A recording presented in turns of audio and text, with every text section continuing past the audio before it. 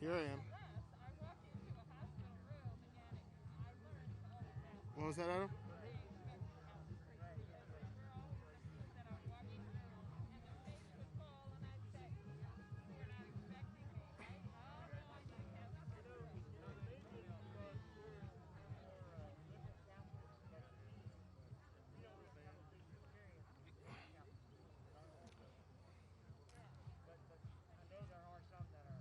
Yeah, they set them up for a 4 o'clock go time. He still has not yet arrived. So, and Adam, oh, Adam, can you pass me one of the wireless microphones that I'm going to drop on the lectern as a OSHA backup microphone?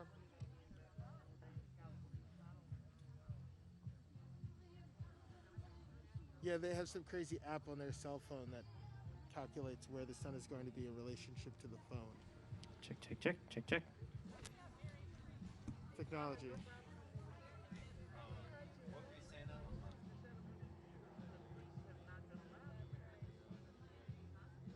Yeah, just to make your lives a lot easier. If you guys want to turn the volume down on A, so you're only seeing communication from me, with the exception of Steve, who's getting direction from Ari, that's fine by me. And anything that they discuss, I can just tell you. Up to you. I'm just giving you guys the option because I know during the show there's probably going to be a lot of click clack, and everybody's going to be mad. Power this lock. is not in here, right? No, it's just stick it out. Great.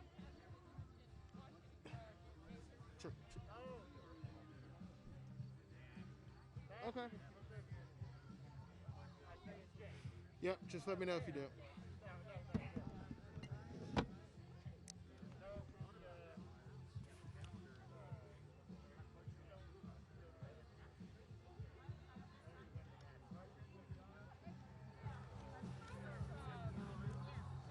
Really, I hope I can get these Biden for president hats done in time for the next one.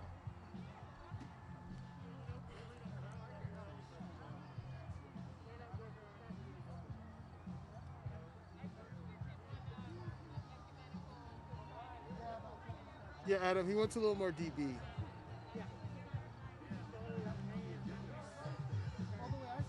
How's that level for you?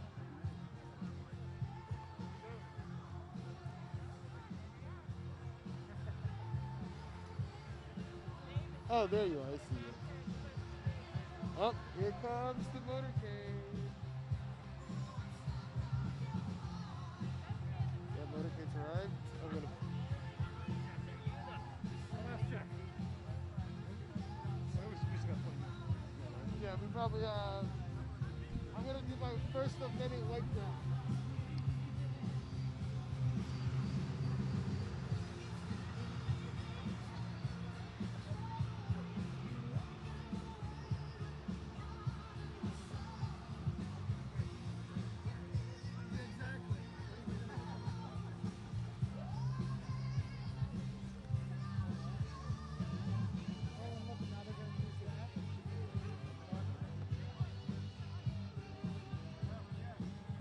Looks like you got a cop down there with you too, Mike, so if you need help, just ask the cop.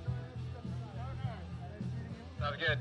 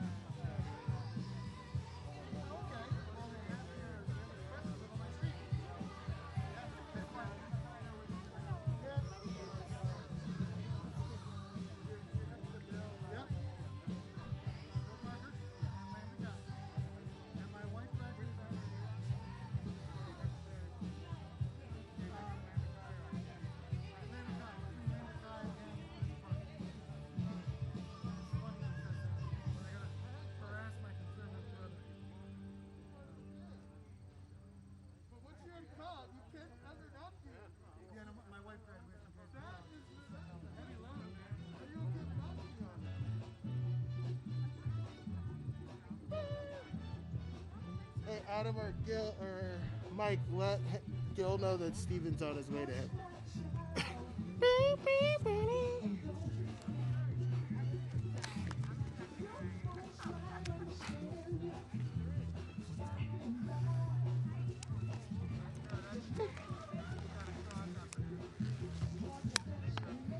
know I will.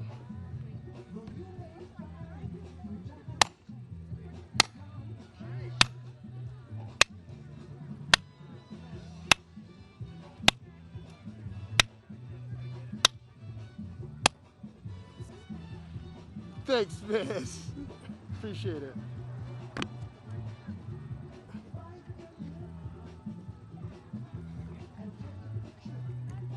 Both screens are green now, and now I see Gil. Have Gil scroll up, Gil, just a little bit, so we don't see text until Steven gets up here. Oh, he's up here. You can come up. I see text on both. All right. How you doing? Pretty good. How are you doing? Not bad. Close it for the time being. Do you know is it gonna?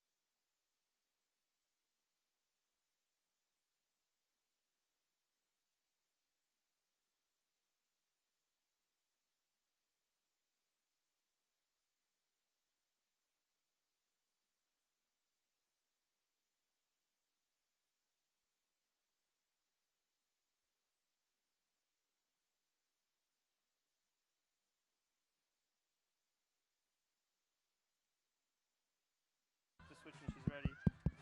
That way.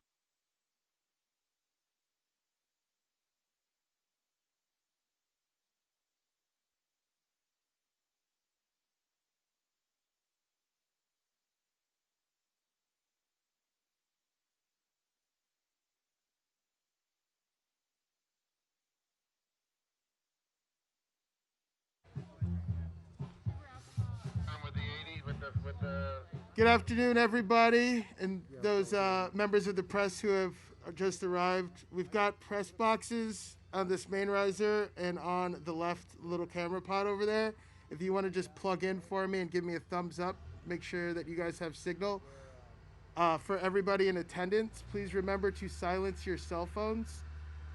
Now would be a good time. Thank you. Adam, you can put the music back on.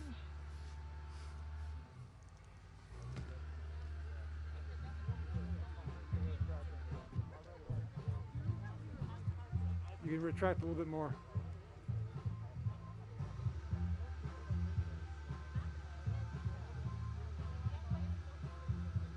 Hold that right there. Hold that. Looks good. Lock that in. Let's do the next one.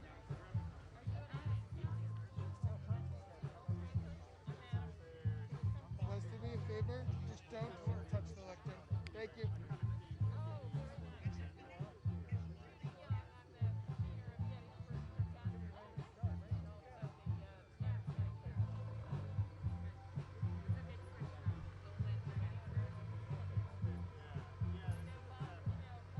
Wes, you seeming like you're gonna speak, right? Oh no, now I am.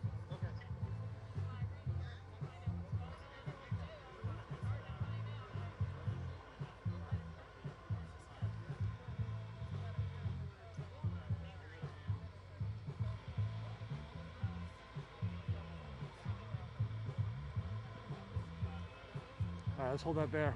I think that's good right there.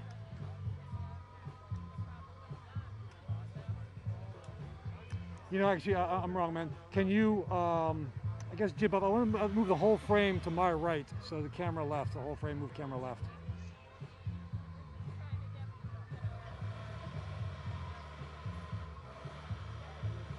Yeah, keep going that direction. Keep going.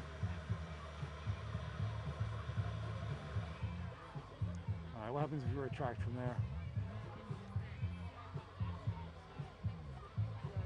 All right, hold that right there. Hold that right there. Let me check one more time.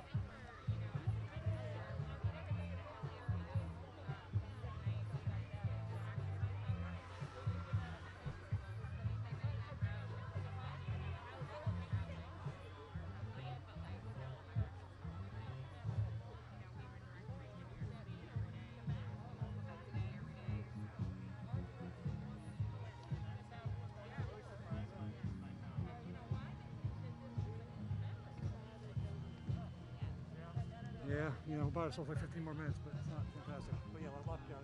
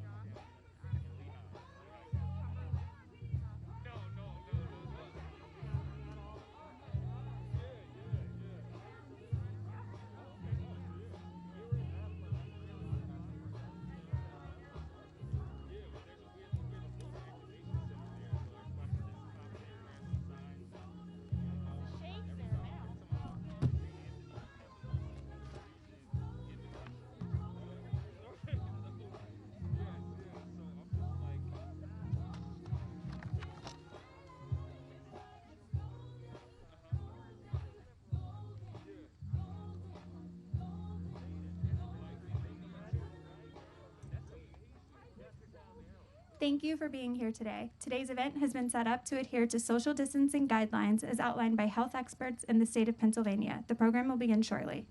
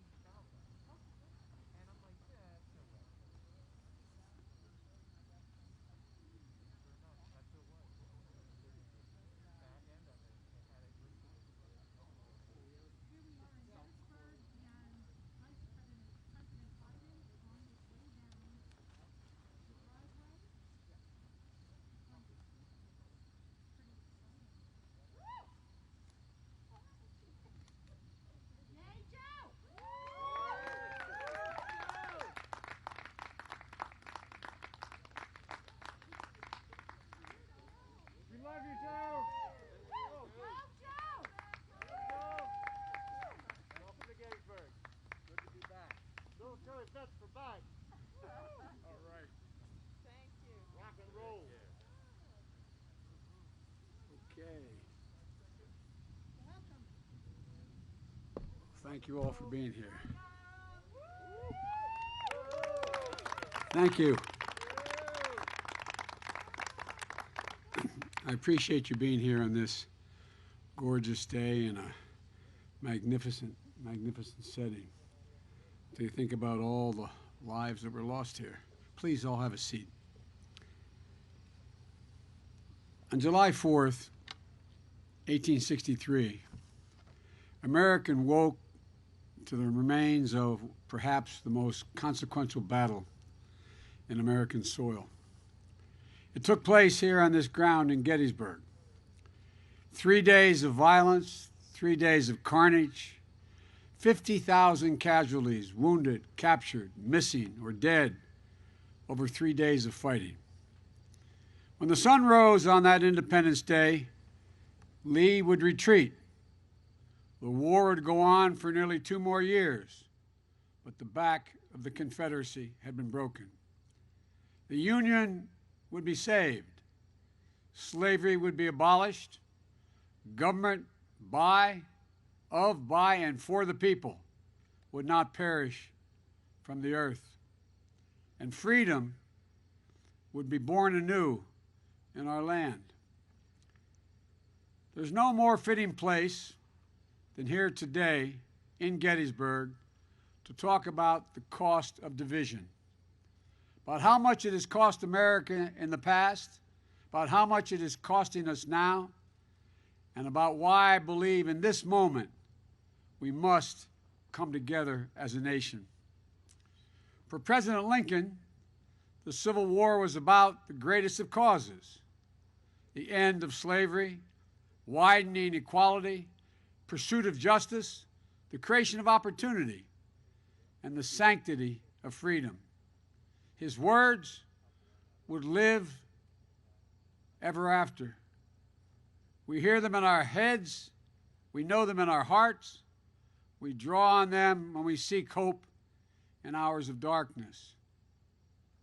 77 years ago, our fathers brought forth on this continent a new nation, conceived in liberty and dedicated to the proposition that all men are created equal. Here, on this sacred ground, Abraham Lincoln reimagined America itself. Here, a president of the United States spoke of the price of division and the meaning of sacrifice. He believed in the rescue, redemption, and rededication of the Union. All this in a time not just of ferocious division, but of widespread death, structural inequity, and fear of the future. And he taught us this: a house divided could not stand. That is a great and timeless truth.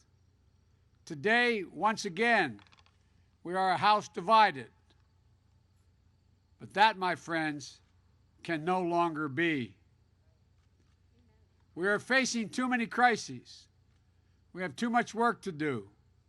We have too bright a future to have it shipwrecked on the shoals of anger and hate and division. As we stand here today, a century and a half later after Gettysburg, we should consider again what can happen when equal justice is denied, when anger and violence and division are left unchecked. As I look across America today, I'm concerned. The country is in a dangerous place. Our trust in each other is ebbing. Hope seems elusive. Too many Americans see our public life not as an arena for mediation of our differences, but rather they see it as an occasion for total, unrelenting partisan warfare. Instead of treating each other's party as the opposition, we treat them as the enemy. This must end. We need to revive the spirit of bipartisanship in this country, a spirit of being able to work with one another. When I say that, and I've been saying it for 2 years now, I'm accused of being naive. I'm told maybe that's the way things used to work, Joe, but they can't work that way anymore. Well, I'm here to tell you they can, and they must, if we're going to get anything done. I'm running as a proud Democrat, but I will govern as an American president. I'll work with Democrats and Republicans. I'll work as hard for those who don't support me as those who do. That's the job of a president, the duty to care for everyone. The refusal of Democrats and Republicans to cooperate with one another is not due to some mysterious force beyond our control. It's a decision. It's a choice we make. And if we can decide not to cooperate, we can decide to cooperate as well. That's the choice I'll make as president. But there's something bigger going on in this nation than just our broken politics. Something darker, something more dangerous. And I'm not talking about ordinary differences of opinion. Competing viewpoints give life and vibrancy to our democracy. No, I'm talking about something different, something deeper. Too many Americans seek not to overcome our divisions, but to deepen them. We must seek not to build walls, but bridges. We must seek not to have our fists clenched, but our arms open. We have to seek not to tear each other apart, but seek to come together. You don't have to agree with me on everything, or even on most things, to see that we're experiencing today is neither good nor normal. I made the decision to run for president after Charlottesville. Close your eyes and remember what you saw. Neo-Nazis, white supremacists, and the KKK coming out of the fields with torches lighted, veins bulging, chanting the same anti-Semitic bile heard across Europe in the 30s. It was hate on the march, in the open, in America. Hate never goes away. It only hides. And when it's given oxygen, when it's given an opportunity to spread, when it's treated as normal and acceptable behavior, we've opened a door in this country that we must move quickly to close. As president, that's just what I will do. I will send a clear, unequivocal message to the entire nation. There is no place for hate in America. It will be given no license. It will be given no oxygen. It will be given no safe harbor. In recent weeks and months, the country has been riled by instances of excessive police force, heart-wrenching cases of racial injustice and lives needlessly and senselessly lost, by peaceful protesters giving voice to the calls for justice, by examples of violence and looting and burning that cannot be tolerated. I believe in law and order. I've never supported defunding the police, but I also believe injustice is real. It's a product of a history that goes back 400 years, the moment when black men, women, and children first were brought here in chains. I do not believe we have to choose between law and order and racial justice in America. We can't have both. This is a nation strong enough to both honestly face systemic racism and strong enough to provide safe streets for our families and small businesses that too often bear the brunt of this looting and burning. We have no need for armed militias roaming America's streets, and we should have no tolerance for extremist white supremacy groups menacing our communities. If you say we should trust America's law enforcement authorities to do the job, as I do, then let them do their job without extremist groups acting as vigilantes. If you say we have no need to face racial injustice in the country, you haven't opened your eyes to the truth in America. There have been powerful voices for justice in recent weeks and months. George Floyd's 6-year-old daughter, who I met with, who looked at me and said in her small child's voice, "Daddy changed the world." Also, Jacob Blake's mother was another when she said, "Violence didn't reflect her son, and this nation needed healing." And Doc Rivers, the basketball coach, choking back tears when he said, "We're the ones getting killed. We're the ones getting shot. We've been hung. It's amazing why we keep loving this country, and this country does not love us back." I think about that. I think about what it takes for a black person to love America. That is a deep love for this country that has for far too long never been recognized. What we need in America is leadership that seeks to de-escalate tensions, to open lines of communications, to bring us together, to heal, to hope. As president, that's precisely what I will do. We paid a high price for allowing the deep divisions in this country to impact on how we deal with the coronavirus. 210,000 Americans dead, and the number's climbing. It's estimated that nearly another 210,000 Americans could lose their lives by the end of the year. Enough. No more.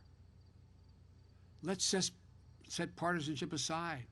Let's end the politics and follow the science. Wearing a mask is not a political statement. It's a scientific recommendation. Social distancing isn't a political statement. It's a scientific recommendation. Testing, tracing, the development and ultimate approval and distribution of a vaccine isn't a political statement. It is a science-based decision. We can't undo what has been done.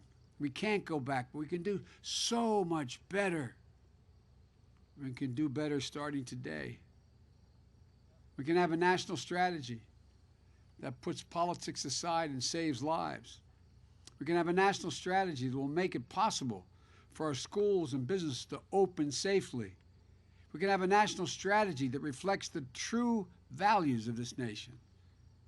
This pandemic is not a red state or blue state issue. This virus doesn't care whether you live or where you live, what political party you belong to. It infects us all. It will take anyone's life.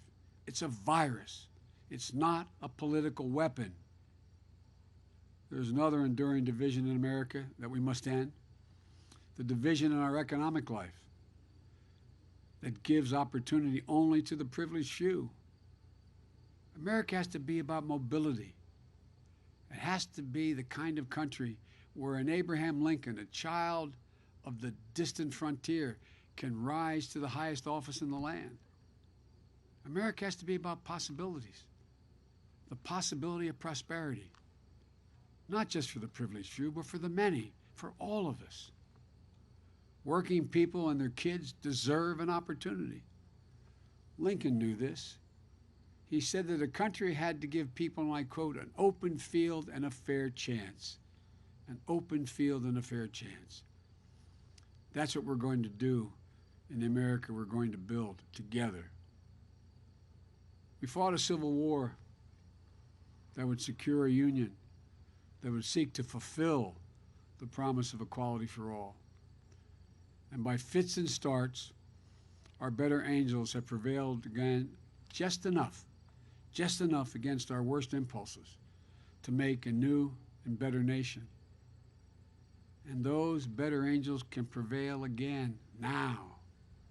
They must prevail again now.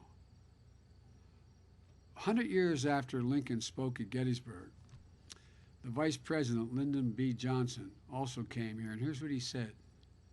He said, "Our nation found its soul and honor in these fields of Gettysburg. We must not lose that soul in dishonor now on the fields of hate." Today, we're engaged once again in a battle for the soul of the nation.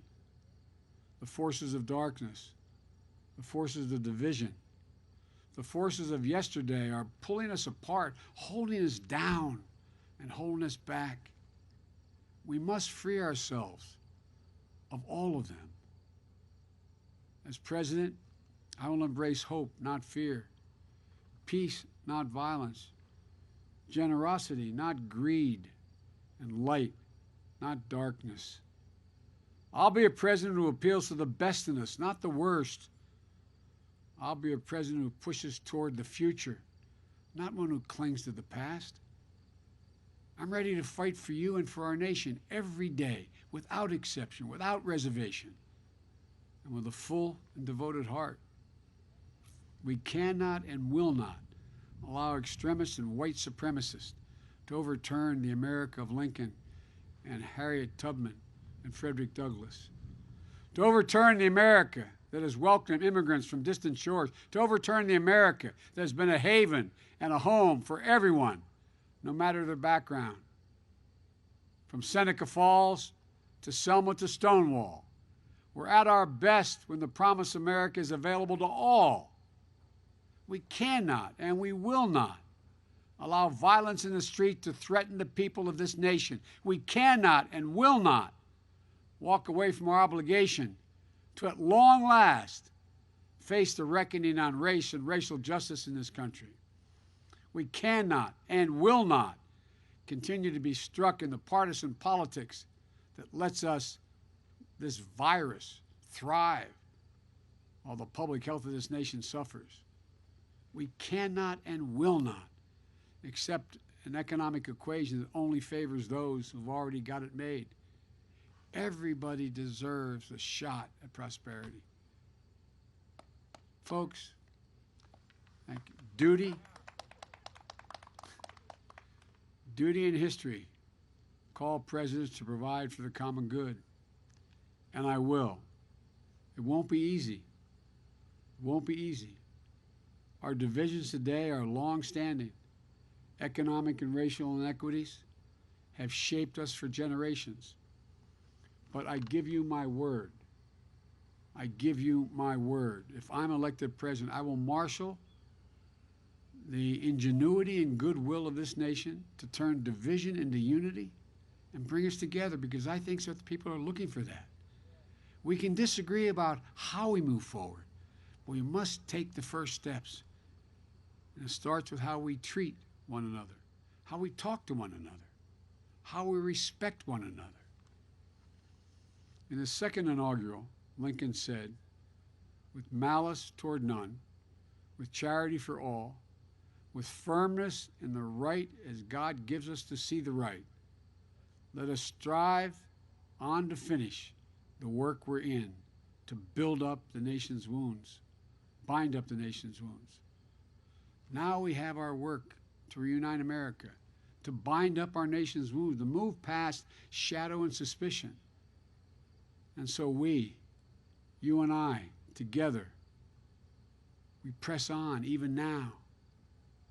After hearing the second inaugural address, Frederick Douglass told President Lincoln, "Mr. Lincoln, that was a sacred effort.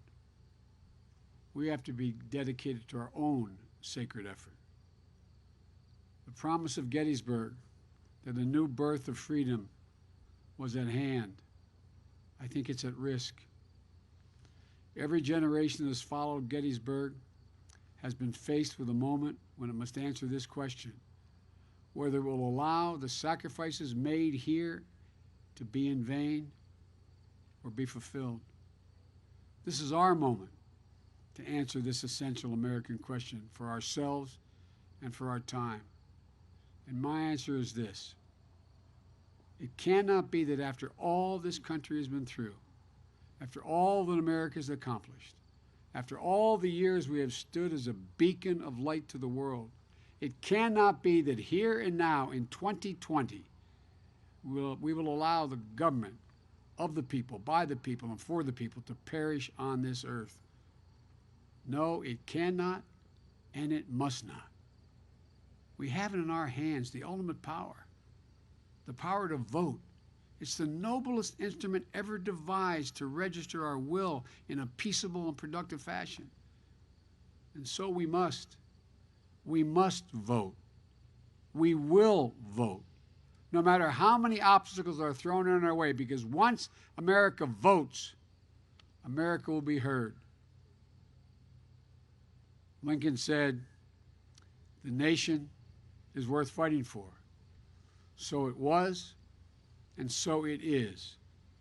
Together, as one nation, under God, indivisible. Let us join forces to fight the common foe of injustice and inequality, hate and fear. Let's conduct ourselves as Americans who love each other, who love our country, who will not destroy, but will build. We owe it to the dead who were buried here at Gettysburg. We owe that to the living and to future generations yet to be born. You and I are part of a covenant, a common story of divisions overcome and hope renewed.